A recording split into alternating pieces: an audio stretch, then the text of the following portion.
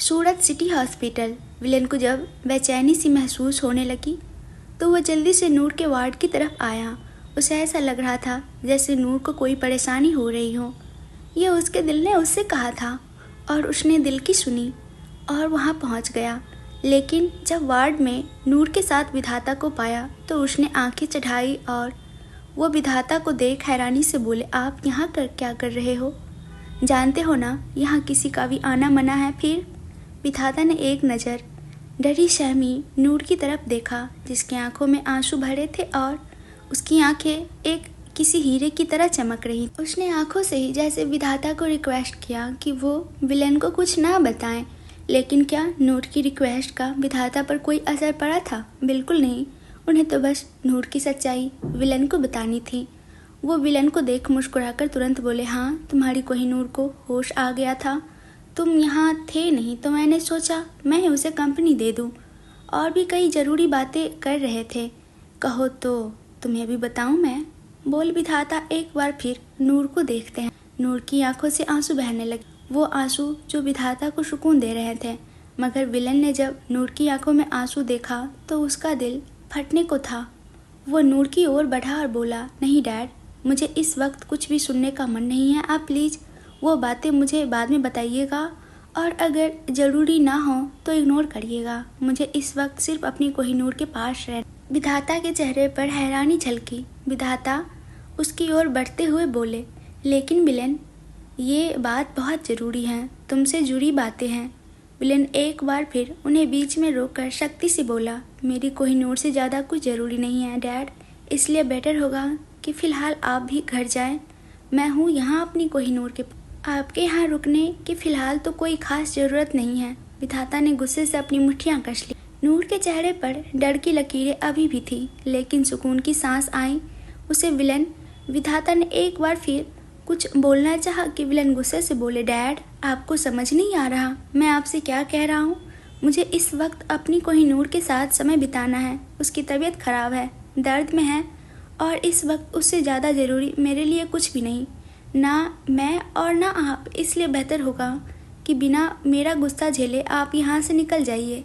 अगर मैंने अपने तरीके से निकाला तो आई एम श्योर आपको वो तरीका बिल्कुल पसंद नहीं आएगा। विधाता ने विलेन की आंखों में गुस्सा देखा तो कुछ न कर सके। उन्हें विलेन को सारा सच बताना था। वह नूर का मकसद जानने के बावजूद विलेन से सारा सच नहीं छुपा सकते थे। लेकिन अब विलेन का गुस्सा देख वो वहाँ और एक पल भी नहीं रुका और एक नज़र नूर को देख वहाँ से निकल गए। नूर ने राहत की सांस ली, लेकिन फिर भी उसे पूरी रात नींद नहीं आई जब तक वो विधाता को कुछ ना कर दे, क्योंकि विधाता विलेन के साथ थे और वो कभी भी विलेन को सारा सच बता सकते थे। नूर की नज़रें दरवाजे पर ही टिकी थी। जिधर विधाता गए थे उधर विलेन उसके दूसरे साइड आकर बैठा और उसके हाथों को अपने हाथों में थाम बेहद प्यार से उन हाथों को चूमकर बोला, तुम कैसी हो कोहिनूर? नूर की नज़र विलेन पर आई और वो धीमी आवाज़ में बोली, बिल्कुल वैसी जैसी तुमने चाहा था। विलेन ने हैरानी से देखा तो नूर ने उस ऑक्सीजन मास्क को अपने चेहरे से हटाया। उसकी सांसें एक बार फिर गहरी हो गई, लेकिन उसने खुद को संभाला और दर्द में बोली, बिल्कुल वैसी जैसी तुमने चाहा था। यही तो कहा मैंने। तुम चाहते थे ना कि मैं यहाँ हॉस्पिटल बेड पर पड़ी रहूँ, दर्द में रहूँ, आंखों में आंसू, लेकिन मैं मर भी न पाऊँ। आखिर धमकी जो दी थी तुमने, मरने के बाद भी शांति से जीने नहीं दोगे, तो जिंदा रहकर तुम्हारी शांति भी छीननी है ना मुझे। विलेन बस नूर को देखता ही रह गया। यहाँ नूर की हालत देख विलेन की जान निकली जा रही थी। धड़कनें जैसे दिल का साथ छोड़ने को थी और यहाँ नूर को अभी भी अपने मकसद की पड़ी थी। क्या उसे विलेन के बारे में सोचकर जरा भी तरस नहीं आई? ये बातें इस वक्त बोलना उसे सच में ज़रूरी लगा। विलेन की आंखों में गुस्सा उतर आया। उसकी पकड़ नूर के हाथों पर कस गई तो नूर ने दर्द भरी सिसकी ली। वो दोबारा करवाहट से बोली, ये तड़पाते क्यों हो तुम मुझे? अगर मुझे हारते हुए देखना है तो मेरी मौत ही देखनी है तो मार दो ना। एक बार बचाया क्यों था? तब भी मार सकते थे और अब भी मौका है तुम्हारे पास दुर्लभ खुराना। अभी मारा किसी को पता नहीं चलेगा। वैसे भी 24 घंटे में मुझे होश नहीं आता तो मर ही जाती। किसी को मालूम नहीं होता कि होश आया। वक्त है दुर्लभ, ले लो मेरी जान।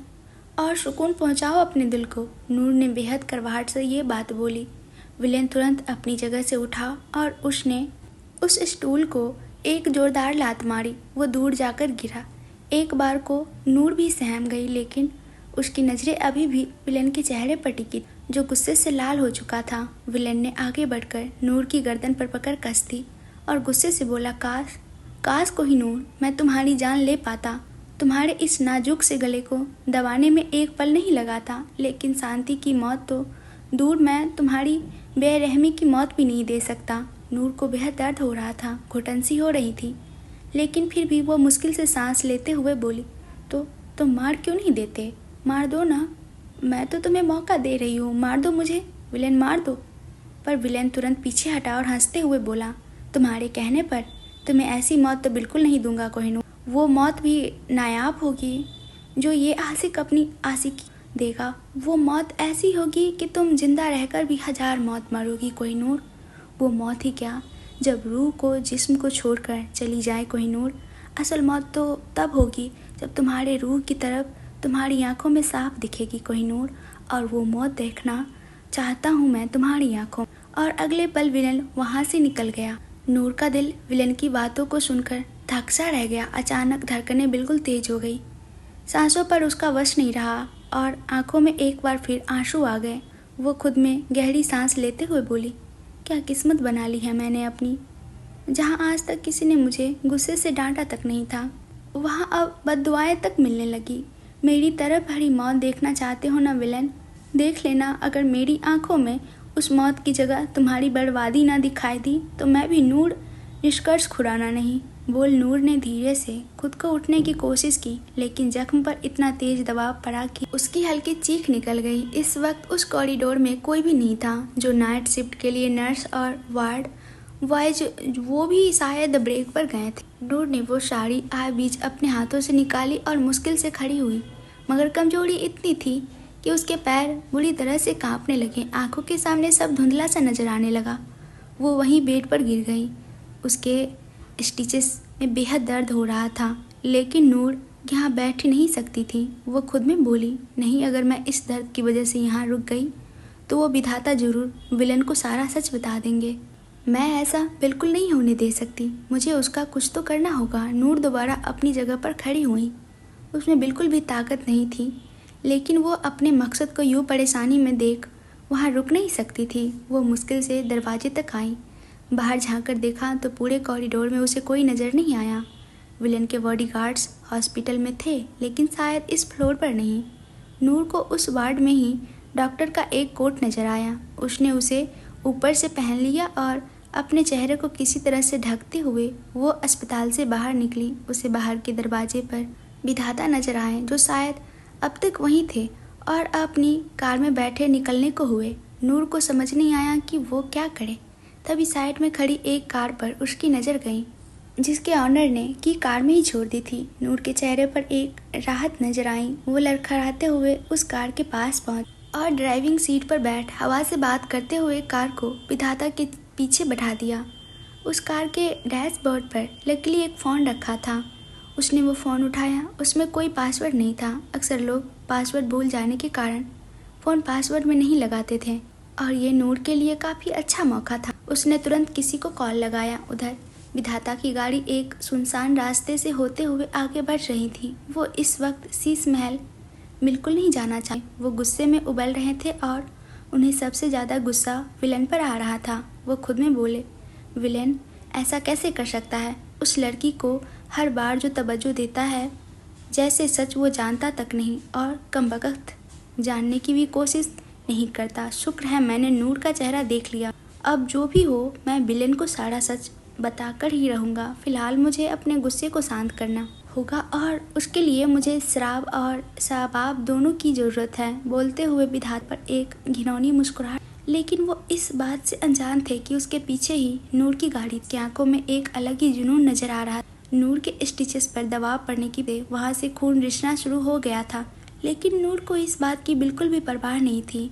वो जैसे अपना सारा दर्द भूल चुकी थी। गाड़ी को बिल्कुल तेज रफ्तार में भगाते हुए उसने विधाता की कार को भी आगे बढ़कर अचानक बीच रोड पर गाड़ी रोक दी। विधाता जो खुद में ही खोए हुए थे।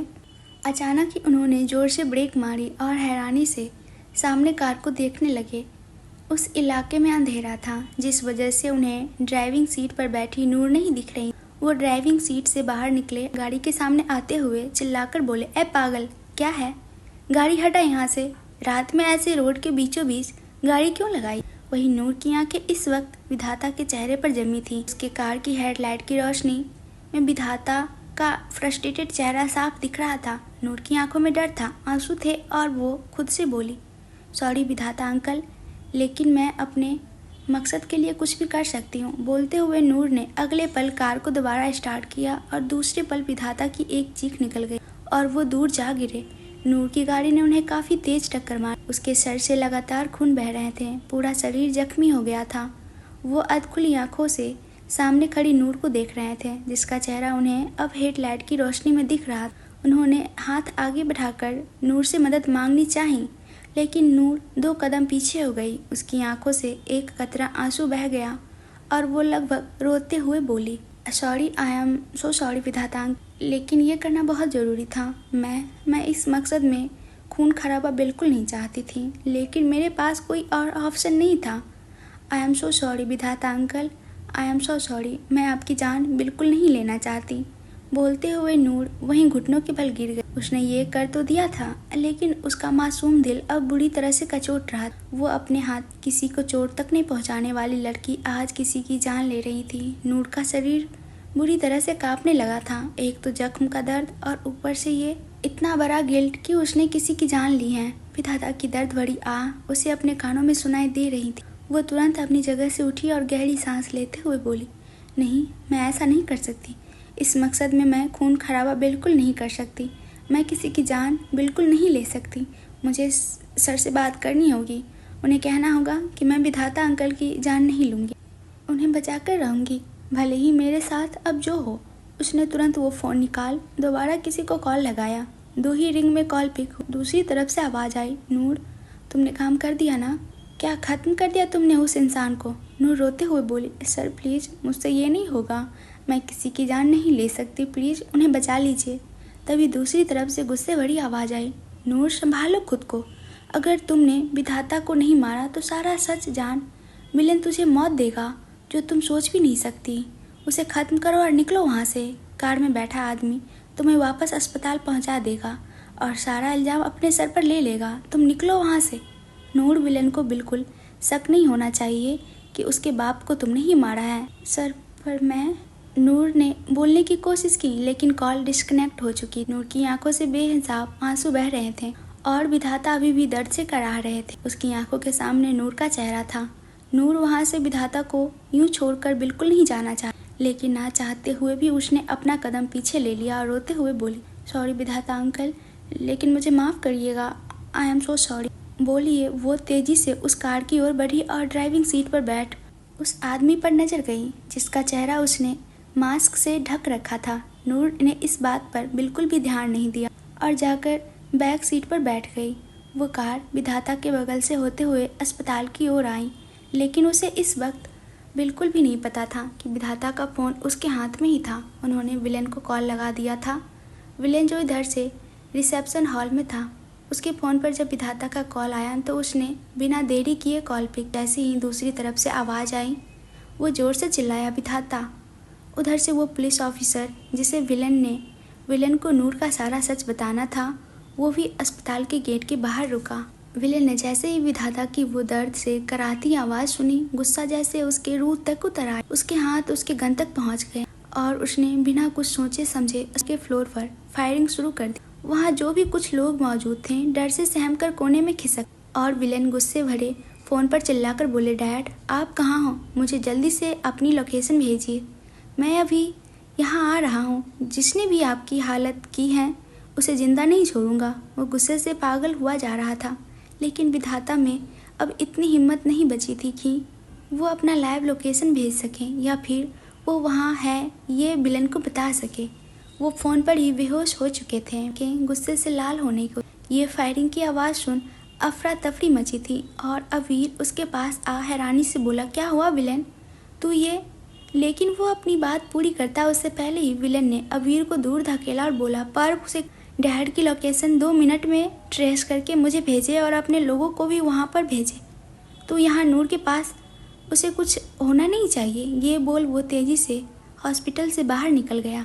उसकी गन अभी भी उसके हाथों में लहरा रही थी, जिसे देख लोगों की सांसें अटक रही। विलन को इतने गुस्से में देख अबीर विलन को अकेला नहीं छोड़ा। वो तेजी से विलन के पीछे भागा। विलन ने वापस जाने को कहा, लेकिन अबीर ने उसे भरोसा दिलाया कि नूर को यहाँ कोई परेशानी नहीं होगी और वो खुद ड्राइविंग सीट पर बैठकर विलन को विधाता के पास ले जाने लगा। उधर विधाता की लोकेशन विलन के फ़ोन में आई। पर्व को भी कुछ गड़बड़ लगी, इसलिए वो सारांश को लेकर बाकी लोगों के साथ उस जगह के लिए निकल गया। पूर्वी पहले ही लोकेशन पर थी और नमृत उसे संभाल रहा था। इस वजह से उन दोनों ने उन्हें कुछ नहीं बताया और अकेले ही वहाँ से निकल गए। इधर विलन की गाड़ी विधाता के कार से कुछ दूर पर रुकी। वो तेजी से भागकर विधाता के पास आया। विधाता के सर से बेतहासा खून बह रहा था और वो बेहोश हो चुके थे। विलन उन्हें देखकर एक पल को थमसा गया। उसने आज तक विधाता को कभी भी इस हालत में नहीं देखा था।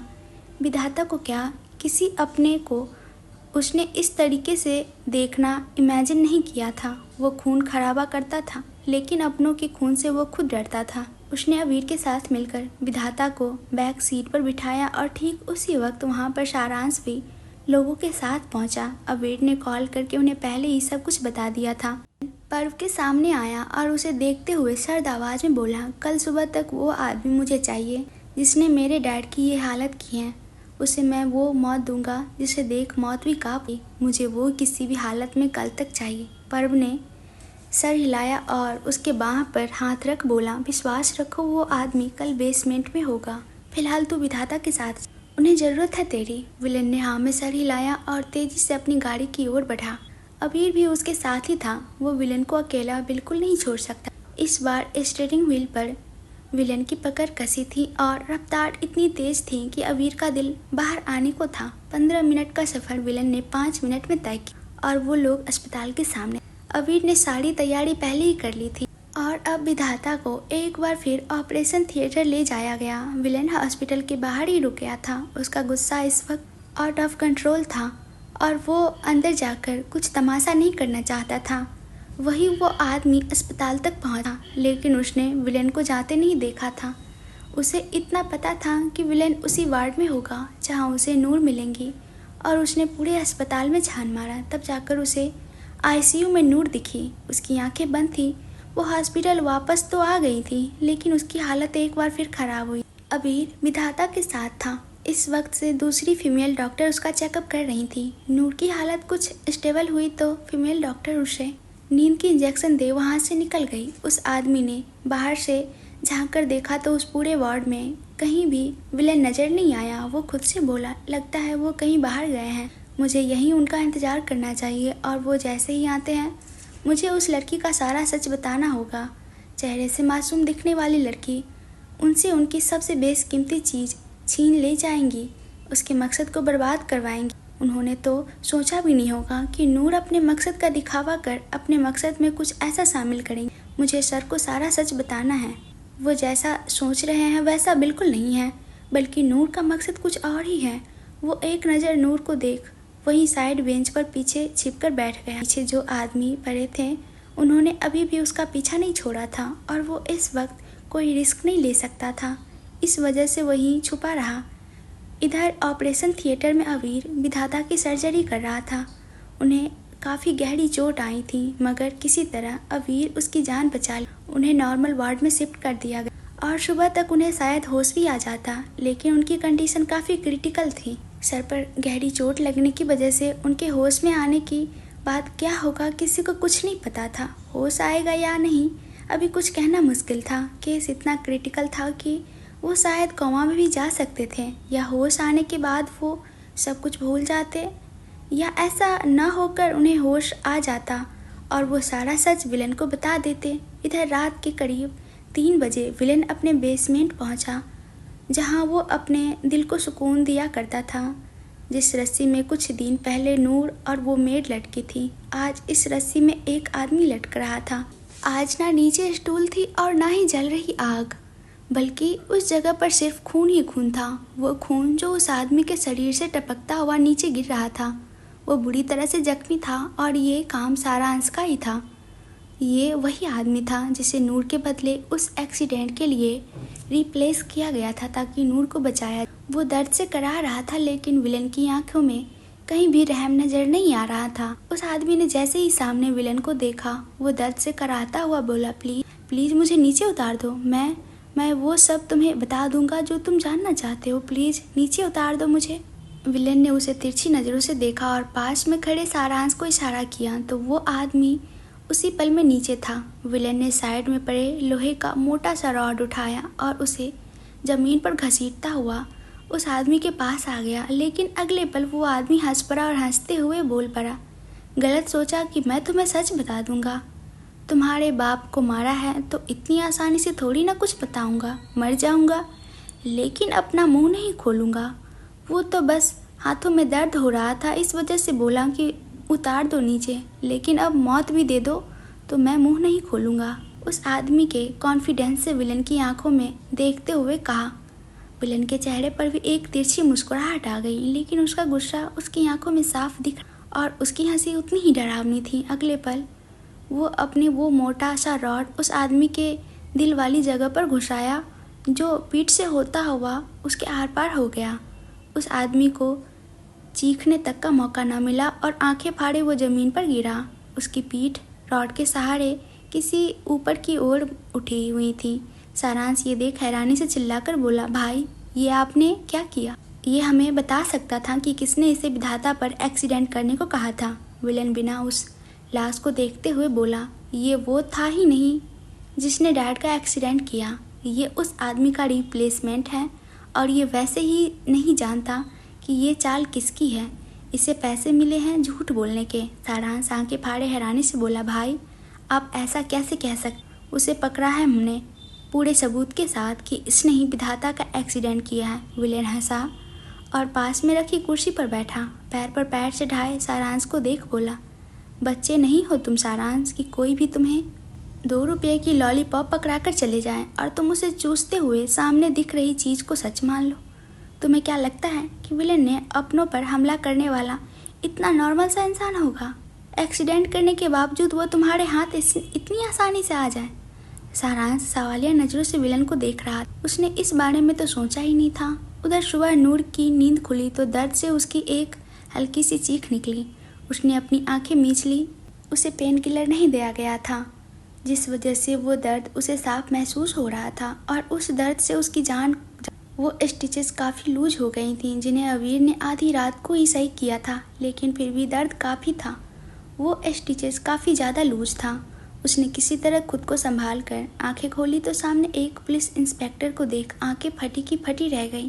वहीं नूर को होश में आता देख वो आदमी डर से कांप। दरवाज़ा खुला देख उसे लगा जैसे विलन कमरे में आया हो। उसने ग्लास के दरवाजे से देखना भी ज़रूरी नहीं समझा और बेधड़क कमरे में अंदर आया। लेकिन जब पता चला कि वो यहाँ नहीं है तो वो बाहर जाने को हुआ, लेकिन उससे पहले ही नूर की चीख कानों में पड़ी। अब वो नूर के सामने था। नूर हैरानी से उसे देख बोली, कौन हो तुम और यहाँ क्या कर रहे हो? वो आदमी जो नूर की नज़रों में आकर डरा हुआ और घबराया हुआ था, वो अपने कदम पीछे लेते हुए घबरा कर कांपती आवाज़ में बोला, मैं सर को सारा सच बता दूंगा कि तुम्हारी मकसद क्या है। सब जानता हूँ मैं, और तुम्हें इतनी आसानी से उन्हें बर्बाद नहीं करने दूंगा। उनका नमक खाया है मैंने और गद्दारी नहीं करूँगा। तुम्हारा सच जानता हूँ। वो लगातार एक ही चीज़ रटा जा रहा था और नूर की आंखें हैरानी से फटी की फटी ही रह गई। उसके दिमाग में एक बात घूम, तुम्हारे रास्ते में अगर कोई आए नूर तो बेधड़क उसकी जान ले लेना और उसके आगे क्या होगा ये संभालना भी तुम्हें सीखना होगा। ये मकसद इतना आसान नहीं जितना तुम सोच रही हो। तुम्हें लोगों की जान लेनी है तो बात तो जाने कब नूर को कही गई थी। वो उसके दिमाग में अचानक से घूमी। कल रात ही उसने विधाता की एक्सीडेंट किया और एक बार फिर उस आदमी की जान लेने की नौबत आ गई। वो आदमी घबराया हुआ था। नूर की आंख में देख वो तुरंत समझ गया कि नूर के दिमाग में क्या चल रहा है। वो दरवाजे की ओर भागने को हुआ, उससे पहले ही नूर ने बीच में पाँव अड़ा दिया। वार्ड का दरवाज़ा उसके बेड से होते हुए ही जाता और नूर को मौका मिल गया था। उसका दिल इस वक्त बेतहासा शोर कर रहा था। वो इस आदमी को छोड़ देती तो विलन को वो सारा सच बता देता और एक बार फिर वो मुसीबत में पड़ जाती जो नूर बिल्कुल अफोर्ड नहीं कर सकती। वहीं वो आदमी डर से बुरी तरह से कांप रहा था। वो खुद में बुदबुदाया, नहीं, मुझे अपनी जान बचानी होगी, मुझे सर को सारा सच बताना ही होगा। वो वहाँ से उठने को हुआ, उससे पहले ही नूर ने अपने चारों ओर नजरें फेरी और टेबल पर से उसे सर्जरी नाइफ मिला जो शायद स्टाफ ने गलती से वहाँ छोड़ दिया था। वो तुरंत बेड से उठी और उस नाइफ को लेकर उस आदमी की ओर भागी, लेकिन तब तक वो आदमी दरवाजे तक पहुँच चुका था। नूर जी जान लगाकर उस ओर भागी और अगले पल वो चाकू पूरा उस आदमी के गले में धंसा हुआ। खून का फव्वारा नूर के चेहरे पर पड़ा और नूर ने चेहरे दूसरी ओर फेर आंखें बंद कर लीं। दिल की धड़कनें जैसे एक पल को रुक सी गई थीं और वो आदमी धमकी आवाज़ के साथ नूर के बिल्कुल सामने गिरा। नूर को इतनी भी हिम्मत नहीं कि वो आंखें खोलकर सामने का नज़ारा देख सके। वो इस वक्त बुरी तरह से काबू से आंसू बहने लगी और वो नम में ही बोली, मैं खूनी हूँ, मैं कुछ भी सही नहीं कर सकती, मैंने सब बर्बाद कर दिया। अगर विलन ने ये लाश देख ली तो वो सब जान जाएगा, सब पता चल जाएगा उसे। मैंने गलती कर दी, मैंने उस इंसान का खून कर दिया, मैं खूनी हूँ। मैंने कल भी विधाता की जान लेनी चाही थी और आज भी इस आदमी को अपने हाथों से मार दिया। मैं खूनी हूँ, मुझे सज़ा तो मिलनी चाहिए। ये बोलते हुए नूर ने झट से अपनी आंखें खोली तो बिल्कुल सुर्ख लाल हो चुकी। उसका शरीर बुरी तरह से काँप रहा था और बिना एक पल गंवाए उसने वो चाकू उस आदमी की गर्दन से निकाल और अपनी कलाई काट ली। उसके जख्म से पहले ही दोबारा खून रिसना शुरू हो गया था और उतनी ही तेज से खून उसकी कलाई से भी बह रहा था। अगले पल नूर भी बेहोश होकर वहीं गिर गई। इधर विधाता के वार्ड में अचानक खिड़की से कोई कूद आया। उसने चारों ओर नजरें फेरी और तेजी से विधाता के ऑक्सीजन सिलेंडर की ओर बढ़ा और उसमें कुछ हरकत कर वो तेजी से खिड़की से दूसरी कॉरिडोर कूद बाहर निकल गया। 2 दिन बाद रात का समय एक दर्द की सिसकी नूर के वार्ड में गूंजी और नूर की आंखें धीमी से खुली। उसका पूरा बदन जैसे दर्द में लिपटा था, कुछ भी समझ नहीं आ रहा था। नजरें सीलिंग से होते हुए अपने बगल में गई तो एक पल को दिल थम सा गया। आज विलन नहीं था उस जगह पर। नूर की आंखें जाने क्यों नम हो गई। वो खुद से बोली, हर बार तो सिरहाने ही होता था वो, तो आज क्यों नहीं? क्या उसे पता चल गया कि मैंने ही उस आदमी को? वो आगे बोल नहीं पाई। वो सारे खून भरे मंजर आंखों के सामने घूम गए तो दिल भी कांप उठा। नूर अपनी जगह से उठी। 2 दिन बाद उसे होश आया था तो शरीर भी साथ नहीं दे रहा था, मगर जख्मों में राहत थी। उस पूरे वार्ड में कोई नहीं था। नूर दीवार के सहारे कमरे से बाहर निकली। उस पूरे कॉरिडोर में कोई भी उसे नजर नहीं आया। नूर को हैरानी हो रही थी पर दिल में एक खटास भी थी। क्या वो यहाँ मुझे छोड़कर चला गया? पर इन 2 दिनों में ऐसा क्या हो गया जिसकी मुझे खबर तक नहीं? वो खुद से ही कई बातें सोचते हुए कॉरिडोर की सीढ़ियों तक आई। उसे इस अकेलेपन से डर लग रहा था। उसे जाना था वहाँ से, किसी के साथ की ज़रूरत थी उसे, क्योंकि वो खून का मंजर अब भी उसकी आंखों के सामने था। उसने सीढ़ियों से कदम नीचे बढ़ाए कि उसका सर घूम गया और अचानक आंखों के सामने अंधेरा छा गया। वो गिरने को हुई ही थी कि एक मजबूत हाथ ने उसकी कलाई पकड़ उसे पीछे की ओर खींचा और एक जोरदार थप्पड़ के साथ नूर का सर सीधे विलन के सीने से टकराया। नूर को किसी चीज़ का होश न था, मगर वो विलन की खुशबू को जैसे पहचान गई थी और होठों पर एक मुस्कान तैर। उस थप्पड़ के दर्द का तो एहसास हुआ ही नहीं, बस छुअन में पिघल गया नूर। विलन की नज़रें इस वक्त नूर पर ही थी और वो नूर को बाहर देख गुस्से से पागल हुए जा रहा था। अगले पल नूर को अपनी बाहों में उठाया और उसे लेकर वापस उसी वार्ड में आया। नूर को आराम से बेड पर लिटाया। अब तक वहाँ पर अबीर आ चुका था। विलन भी एक किनारे में खड़ा था, नूर के पास ही था, मगर जाने क्यों आज विलन की करीबी नूर को इतने करीब होकर भी महसूस कुछ अधूरा सा लग रहा था। अबीर नूर का चेकअप कर रहा था। नूर की नज़रें विलन पर थीं और विलन की नज़रें अबीर की हरकत को नोटिस कर रही थीं। साथ ही उसे नूर की नज़रों का भी पता था, पर वो कोई रिएक्शन नहीं दे रहा था। कुछ देर बाद अबीर नज़रें उठा विलन को देख बोला, एवरीथिंग इज़ फाइन विलन, जख्म भी समय के साथ भर जाएंगे, बस सही से आराम की ज़रूरत है। और हाँ, अबीर रुका तो विलन की नज़रें उस पर गहरी हो गईं। अबीर एक पल रुक बोला, नूर का ब्लड प्रेशर नॉर्मल नहीं है, स्ट्रेस से प्रॉब्लम बढ़ सकती हैं। इसे खुश रखने की ज़रूरत है। तुम समझ रहे हो ना मैं क्या कह रहा हूँ? विलन ने सर हिला दिया तो कुछ दवाइयाँ और इंजेक्शन नूर को दे अबीर वहाँ से चला गया। अब वार्ड में सिर्फ विलन और नूर थे। कमरे में केवल नूर और विलन की सांसों का शोर था। विलन ने अब तक नज़र उठाकर नूर को नहीं देखा था और ये चीज़ नूर को तड़पा रही थी। कैसे और क्यों, इस चीज़ का जवाब तो उसके पास नहीं था। काफ़ी देर तक यूं ही रहने पर नूर को कुछ बोलने को हुई। इससे पहले ही विलन ने कदम दरवाजे की ओर बढ़ा दिए। नूर ने तुरंत उसकी कलाई थामी। आंखों से अनायास आंसू बह निकले। वो रोते हुए बोली, नाराज हो? दूर क्यों भाग रहे हो? विलन रुक गया था मगर चेहरे पर कोई भाव नहीं थे। वो मुड़ तक नहीं। वहीं उसकी बेरुखी नूर के दिल को भेद रही थी। वो एक बार फिर विलन को देख बोली, बोलो ना हीरो, किस गलती की सज़ा है जो ये दूरियां हो गई हैं? नूर को एहसास नहीं था उसका दिल उससे क्या करवा रहा था। इस बार विलन पीछे मुड़ा। आंखों में अब बेहिसाब गुस्सा और नफरत था। उसने नूर के जख्मी हाथ को फिर मरोड़कर उसकी कमर से लगाया और उस पर झुकते हुए गुस्से में बोला, अब जाकर फिक्र हुई है तुम्हें इन दूरियों की? तब नहीं सोचा इन दूरियों के बारे में, मेरे बारे में? जब बेफिक्र होकर तुमने अपनी जान देनी चाहिए तब नहीं सोचा कि क्या अंजाम होगा इसका, क्या हालत होगी मेरी? तुम्हारे इस हरकत से क्या अंजाम होगा हमारे रिश्ते का? नूर तो बस नम आंखों से विलन के गुस्से भरे चेहरे को देखती ही रह गई। विलन उसके और करीब हुआ और तंज भरे लहजे में बोला, पर इस रिश्ते से तुम्हें फ़र्क ही कहाँ पड़ता है नूर खुराना? तुम्हें तो केवल अपने मकसद की लालसा है। इस रिश्ते में पहले भी मैं था और अब भी मैं हूँ और आगे भी मैं ही रहूँगा। तुम इस रिश्ते के काबिल ही नहीं हो नूर। तुम मेरी केयर, मेरे प्यार किसी के लायक नहीं हो। जरा सा विश्वास नहीं था इस रिश्ते पर। अगर मार ही दिया था उस आदमी को तो डर क्यों गई थी? क्यों तुम्हें ये विश्वास नहीं था कि मैं हूँ तुम्हारे साथ? उसकी लाश को भी तड़पा देता जिसने तुम्हें परेशान करने की कोशिश की, मगर नहीं। हर चीज़ खुद करके तुम्हें अंत में बात बिगाड़नी होती है। तुम्हें कुछ रास नहीं आता, सिर्फ नफरत करनी और करवाना जानती हो। नूर की आंखों में दर्द के साथ अब हैरानी भी थी। विलन को पता था कि उस आदमी को नूर ने ही मारा है। ये भी पता था कि उसने खुद की जान देनी चाहिए। कोई सवाल नहीं किया, मगर फिर नाराज़गी। नूर को उसकी नाराज़गी का मतलब समझ नहीं आ रहा था, मगर फिर भी तकलीफ़ हो रही थी उसकी बातों से। विलन ने अब नूर को झटके से छोड़ा। नूर बेड पर गिरी। विलन अब 2 कदम पीछे ले दर्द लहजे में बोला, समझ गया हूँ मैं, तुम्हें मेरी कोई ज़रूरत नहीं। मैं पागल ही हूँ जो मदारी बंदर की तरह तुम्हारे आगे पीछे घूमता रहता हूँ जब तुम्हें मेरी ज़रूरत नहीं।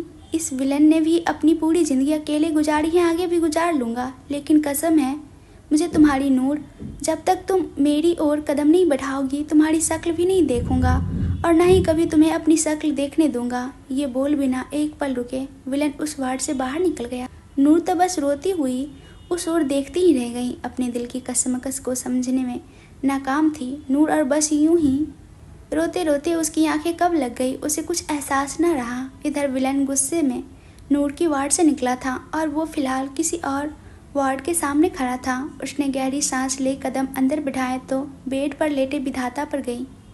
उसकी आंखें खुली थीं, चेहरे पर सर्द साफ नजर आ रहा था और आंखों में एक तरफ सी थी। उन्होंने जैसे ही विलन को दरवाजे पर देखा एक बार फिर पैनिक करने लगे। अबीर भी वहाँ मौजूद था। वो विधाता को संभालने की कोशिश कर रहा था, मगर विधाता की हालत बिल्कुल सही नहीं थी। वह होश में होकर भी ठीक नहीं थे। विलन दरवाजे पर खड़ा ही अपने सामने का यह मंजर देख रहा था। अबीर ने नर्स के साथ मिलकर मशक्कत से विधाता को एक इंजेक्शन लगाई, तब जाकर विधाता शांत हुए। उसकी आंखें धीरे धीरे बंद हुई और आंखों से एक कतरा आंसू बह गया। अबीर विलन के सामने गया और चिंता भरे लहजे में बोला, शुक्र है विलन, विधाता कोमा में नहीं गए, लेकिन उसकी पूरी बॉडी पैरालाइज्ड हो चुकी हैं। ये देख सकते हैं, सुन सकते हैं, सारी चीज़ें महसूस कर सकते हैं, लेकिन ना अपने शरीर को हिला सकते हैं और ना ही किसी से बात का जवाब दे सकते हैं। यूँ कहो जिंदा लाश बनकर रह गए हैं। विलन की नज़रें भी विधाता पर जमी थीं। उसने अबीर की बातों का कोई जवाब न दिया। विलन को अकेला छोड़ अबीर बाकी लोगों के साथ वार्ड से बाहर आ गया। विलन जाकर विधाता के बगल में स्टूल पर बैठा और उसके हाथों को अपने हाथ में थाम लिया। चेहरे पर कोई भाव नहीं थे और कानों में बस एक ही आवाज़ गूंज रही थी, कोहिनूर, तुम्हारी कोहिनूर तुमसे तुम्हारा कोहिनूर छीन लेगी। विलन यह बोल विधाता के ही थे। जब वो होश में आए थे तब पैनिक करते वक्त उसके होठों से यह बात निकली थी जो विलन के जहन में बस गई थी, और उसके बाद से विधाता आगे कुछ बोल नहीं पाए थे। उनकी आंखों में अपनी बात पूरी करने की तलब साफ नजर आ रही थी, मगर किस्मत के आगे उन्हें भी घुटने टेक दिए थे। विलन जाने कितनी देर वहीं बैठा रहा। कई चीज़ें चल रही थी उसके दिमाग में और हर पहलू में नूर का जुड़ाव उसे खटक रहा। कुछ तो था उसके समझ में होकर भी उसे ना समझ बना रहा था। अगली सुबह 11 बजे के करीब नूर की आंखें खुली। उसकी नज़र अबीर पर गई जो फिलहाल सारी चीज़ चेक कर रहा था। उसने नूर को उठता देखा तो छोटी सी मुस्कान के साथ बोला, कैसी हो नूर, कोई परेशानी हो रही है? नूर ने बस नामे सर हिला दिया। उसके आगे अबीर भी कुछ नहीं कहा। सारी चीज़ चेक करने के बाद जब वो जाने लगा तो नूर धीरे से बोली, दुर्लभ कहाँ है? क्या वो चला गया यहाँ से? अबीर के कदम रुक गए। वो बिना पीछे मुड़े ही बोला, 4 दिन बाद तुम्हें डिस्चार्ज मिल जाएगा नूर। हम सब तुम्हें शीश महल वापस ले चलेंगे, आगे का इलाज वहीं होगा। बोल अबीर वहाँ से निकल गया। उसने नूर की बातों का जवाब दिया ही नहीं था और नूर बस हैरानी से अबीर को जाता ही देखती रह गई। अबीर की बातों का क्या मतलब था? क्या दुर्लभ उसके पास नहीं आएगा? क्या वह शीश महल इन लोगों के साथ जाएंगी? और इस बार फिर कल रात की बातें नूर के दिमाग में घूमने लगी। थोड़ी देर में नर्स उसके लिए कुछ हल्का सा खाना लेकर आई। नूर ने चुपचाप वो सब खा लिया और काफ़ी देर तक दरवाजे की ओर निहारती रही, जैसे इंतज़ार था विलन के आने का। मगर जब वो नहीं आया तो नूर को अब विलन की बातों पर यकीन होने लगा कि शायद अब विलन उसके पास सच में नहीं आएगा। दिल में एक दर्द सा तो था, मगर फिर भी उसने अब किसी से कुछ नहीं कहा। कुछ यूं ही 4 दिन बीत गए और शाम के बाद नूर को डिस्चार्ज मिल गया था। सुबह से नूर इसी इंतज़ार में थी कि कब उसे डिस्चार्ज मिले और उसे दुर्लभ का चेहरा देखने को मिले। जाने क्यों दिल में एक उम्मीद थी, वो उन लोगों के भरोसे तो शीश महल नहीं लेकर जाएगा। वो उसे लेने ज़रूर आएगा, लेकिन दवाइयों के असर से नूर डिस्चार्ज के वक्त भी सोती रही और सपने भी देख रही थी कि यही कि विलन खुद नूर को अपनी गोद में उठाए शीश महल लेकर जा रहा है। और उसका यह सपना सच हो भी रहा था, जिसका नूर को जरा भी अंदाज़ा नहीं था। नूर इस वक्त विलन की गोद में ही उसके सीने पर सर रखे सो रही थी और वो मीठे सपने देख रही थी, मगर विलन की नज़रें आज नूर पर बिल्कुल नहीं थी। वो सामने देख अस्पताल से बाहर निकला और अपनी गाड़ी में बैठ शीश महल की ओर निकल गया। कुछ घंटे बाद जब नूर की आंखें खुली तो उसने खुद को विलन के कमरे में पाया, मगर पहले की तरह विलन का चेहरा उसे नज़र नहीं आया। पूरे कमरे में भी विलन कहीं नहीं था। उसके देखभाल की सारी तैयारियां हो रखी थी। उसे वक्त पर खाना, दवाइयाँ सब कुछ मिल रहा था, लेकिन जिस चीज़ की ज़रूरत थी वो उसके पास नहीं था। वो सुकून जो विलन के करीब से महसूस होने लगी थी, वो सुकून उसे कहीं नहीं मिल रहा था। और कुछ यूं ही 1 हफ्ता और बीत गया। नूर की हालत अब काफ़ी सुधार हो चुकी थी। वो खुद से चल फिर सकती थी, मगर दवाइयाँ अब भी चल रही थी और जख्म भरने में अभी भी वक्त था। शाम के वक्त वो बालकनी में बैठी थी, अपनी सोच में गुम, इस बात से अनजान कि उसे पाने के लिए उसके पति बाबू कौन सा कारनामा करने जा रहे हैं। उधर निष्कर्ष एक बड़ी सी फैक्ट्री के सामने खड़ा था। उसके हाथ में एक रिमोट था। वो फैक्ट्री किसी और की नहीं, विलन की थी, जिसे देखते हुए निष्कर्ष की आंखों में नफरत साफ नजर आ रही थी। उसके पीछे खड़े प्रवीण के चेहरे पर डर साफ दिख रहा था। वो निष्कर्ष के कंधे पर हाथ रख फिक्र भरी आवाज़ में बोला, आखिरी बार सोच लो निष्कर्ष, ये कदम तुम्हारे लिए बहुत महंगा साबित हो सकता है। वो विलन है, माफ़ी नाम की कोई शब्द नहीं उसकी डिक्शनरी में है। वो छोड़ेगा नहीं तुम्हें। निष्कर्ष आंखों में जज्बात लिए बोला, मैं भी यही चाहता हूँ कि वो मुझे ना छोड़ें। बस इस हमले के बाद दौड़ता हुआ वो मेरे पास आए और मुझे मेरी नूर मिल जाए। ये कदम कितना भी महंगा हो, मेरी नूर से ज़्यादा कीमती नहीं हो सकता और उसके लिए हर कीमत अदा करने को तैयार हूँ। और अगले पल निष्कर्ष ने उस रिमोट का बटन दबा दिया और पलक झपकते ही वो पूरी फैक्ट्री आग के हवाले हो चुकी। वो फैक्ट्री जो विलन के काले धंधे का भार संभाले बैठी थी, उसे यूं ध्वस्त होता देख विलन गुस्से से आग बबूला हो चुका था। उसे जैसे ही यह खबर मिली वो गुस्से से कांप उठा और फ़ोन पर पुष्कर से बोला, just do you what you want. लेकिन उस फैक्ट्री का एक कतरा भी बर्बाद नहीं होना चाहिए। मुझे हर एक चीज़ सही सलामत चाहिए, सिवाय उस आदमी के जिसने यह हरकत की है मेरे वहाँ पहुँचने से पहले। वो आदमी मेरी आंखों के सामने होना चाहिए। पुष्कर, समझ रहे हो ना मैं क्या कह रहा हूँ? पुष्कर ने हाँ में जवाब दिया और तुरंत कॉल कट कर अपने काम में लग गया। विलेन जो अपने प्राइवेट कमरे में बैठा था, उसने अपनी कुछ ज़रूरी चीज़ें ली और कमरे से बाहर निकल गया। अब तक शीश महल के बाकी लोगों को भी इस हादसे की खबर मिल चुकी थी। वो सभी किसी न किसी तरह से विलन के इलीगल कामों से जुड़े थे, इसलिए सभी पहले ही फैक्ट्री को निकल चुके थे। अब शीश महल में सर्वेंट के साथ कुछ गिने चुने लोग ही थे। हॉल में नूर भी थी और सबको जाता देख वो हैरान थी, मगर किसी ने उसके सवालों का जवाब नहीं दिया, तो वो यूं ही अपने सवालों में उलझी बैठी रही। तभी नज़र सीढ़ियों से उतरते हुए विलन पर गई, जिससे मालूम था कि नूर वहाँ सोफे पर बैठी हैं, मगर उसने उसे नज़रअंदाज किया और दरवाजे की ओर बढ़ गया।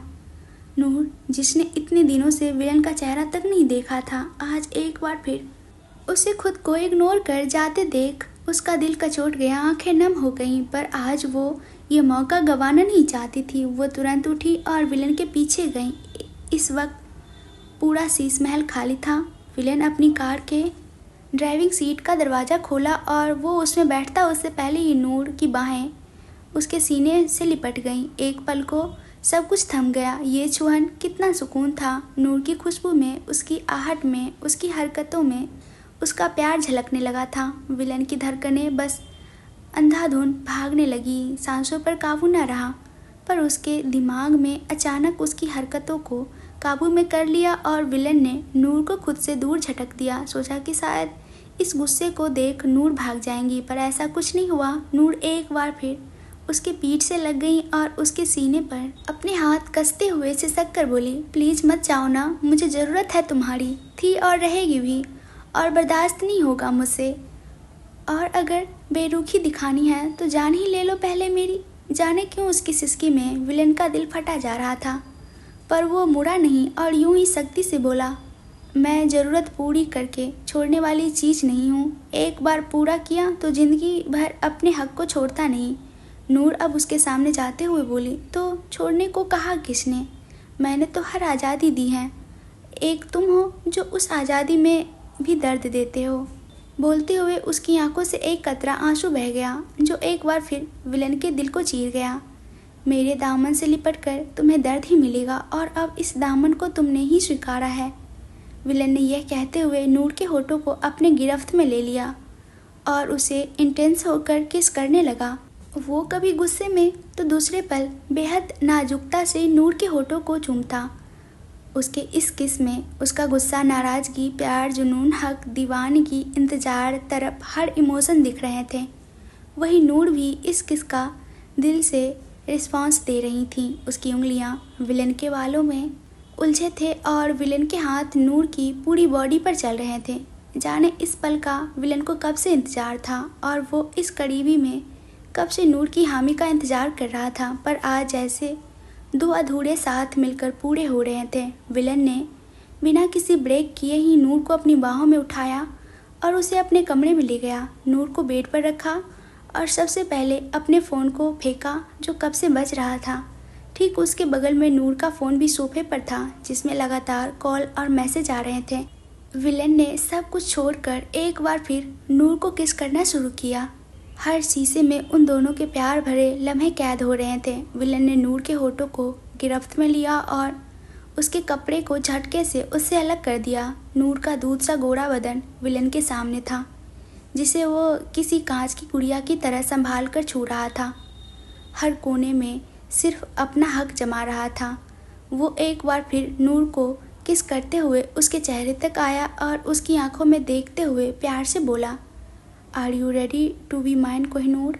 क्योंकि इसके बाद अब सच में कोई रास्ता नहीं है। नूर ने धीरे से पलकें झपकाई तो अगले पल विलन ने उसके होठों को अपने होठों में समाया और उस जाम को पीता हुआ खुद को पूरी तरह से नूर को सौंप दिया और नूर के भी हर हक पर अपना नाम लिख दिया। नूर ने कसकर अपनी आंखें मींच ली और मन ही मन रोते हुए बोली, आपको इंसाफ दिलाने के लिए, वो कोहिनूर लाने के लिए मैंने अपनी कोहिनूर सी कीमती इज्जत गंवा दी पति बाबू। आज खो दिया मैंने खुद को भी।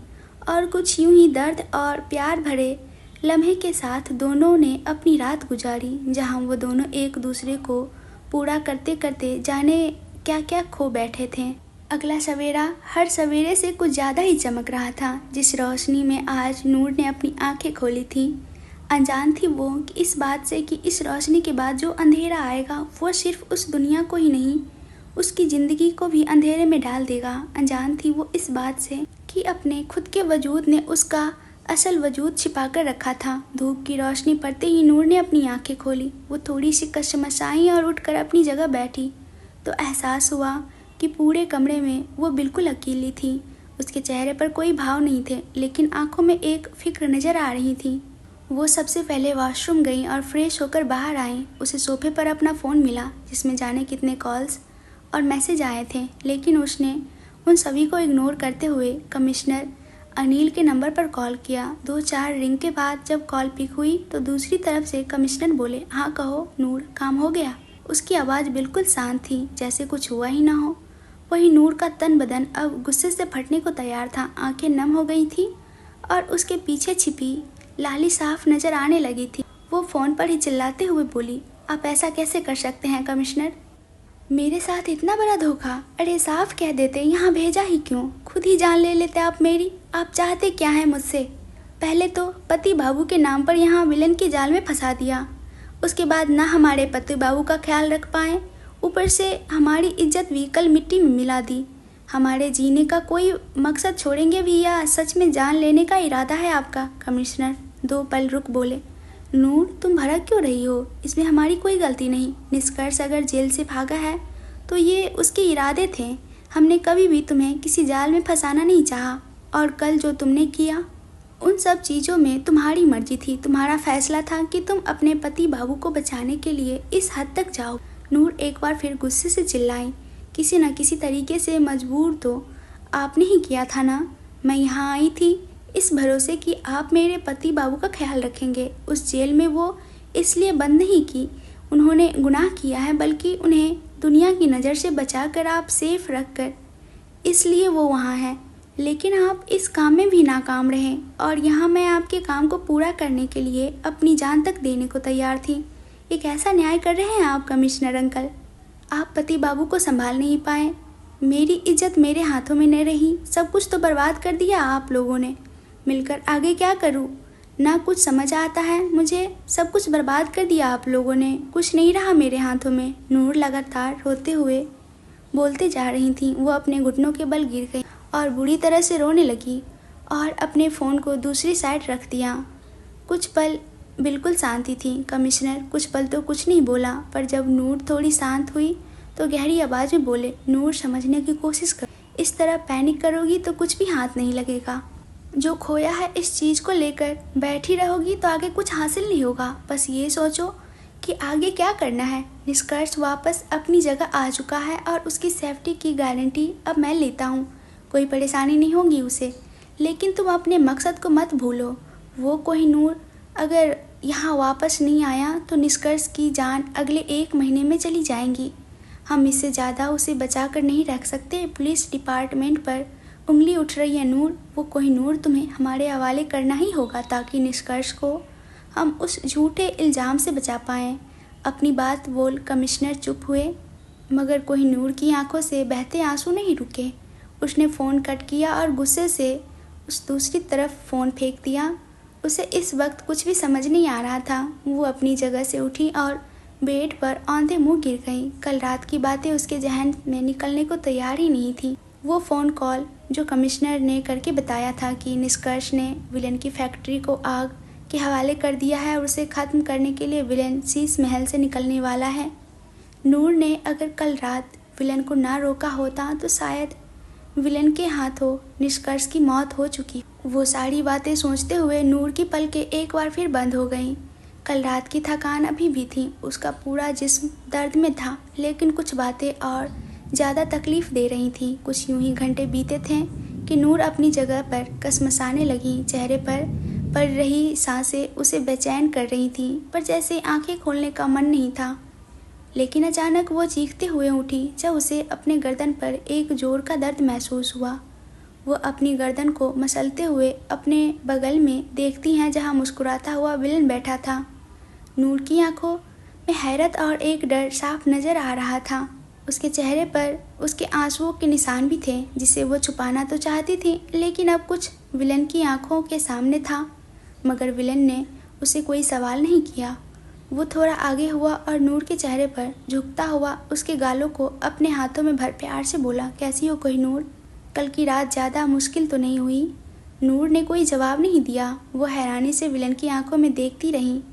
उसे सवाल का मतलब तक समझ नहीं आया था। जवाब क्या देती? नूर को जवाब ना देता देख विलन खुद ही हंसा और बेड से खड़ा होता हुआ बोला, तुम क्या ही जवाब दोगी? मैं तो सारी बातें जानता हूँ। यहीं पर तो था कल रात को लेकर अब तक। तुम्हारी सांसों का शोर अब तक मेरे कानों में गूंज रहा है कोहिनूर। बोलते हुए विलन की नज़रें नूर के चेहरे पर थी। वो एकदम पीछे ले रहा था। नूर अभी तक कुछ नहीं समझी, लेकिन अचानक उसकी आंखें हैरानी से बड़ी हो गई। वो तुरंत अपनी जगह से खड़ी हुई और हड़बड़ाते हुए बोली, तुमने मेरी बातें सुनी? मुझे हरा नहीं पाए तो जासूसी कर रहे हो मेरी? छिपकर बातें सुन रहे हो? नूर के चेहरे पर एक हल्का सा गुस्सा भी था, लेकिन वो जैसे डर रही थी।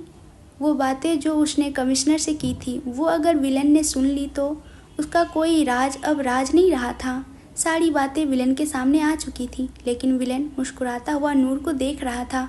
उसने कोई जवाब नहीं दिया और बात पलटता हुआ बोला, पता है कोहिनूर, कल की रात कितनी हसीन थी कि उस रात पर मैं अपनी पूरी ज़िंदगी गंवा देने को तैयार था। बोलते हुए विलन के चेहरे पर एक दिलकश मुस्कान थी।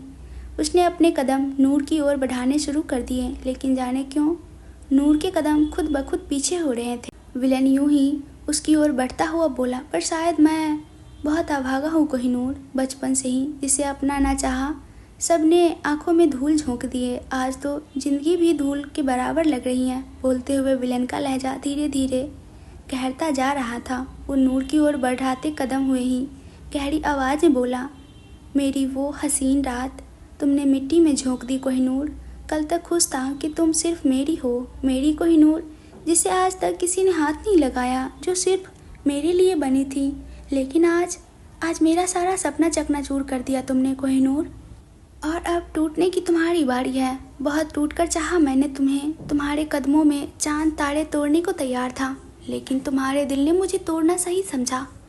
तो अब बारी तुम्हारी है। आज अनजाने में तुमने खोले और कुछ जानबूझकर मैं तुम्हारे सामने लाऊंगा।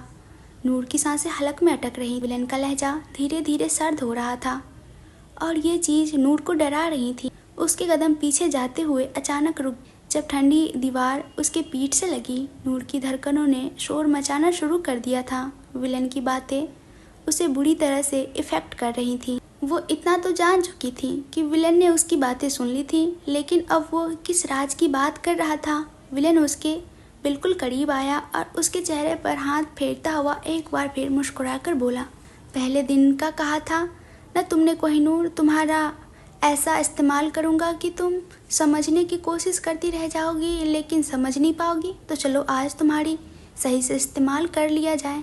विलन की ये मुस्कुराहट अब अजीब थी, बिल्कुल डरावनी थी। नूर को उससे बहुत डर लग रहा था। वो विलन के सीने पर हाथ रख उसे खुद से दूर करती उससे पहले ही विलन नामे सर हिलाते हुए मुस्कुराकर उसके गर्दन पर अपना अंगूठा रखा। अगले पल नूर उसकी बाहों में बेहोश होकर झूल गई।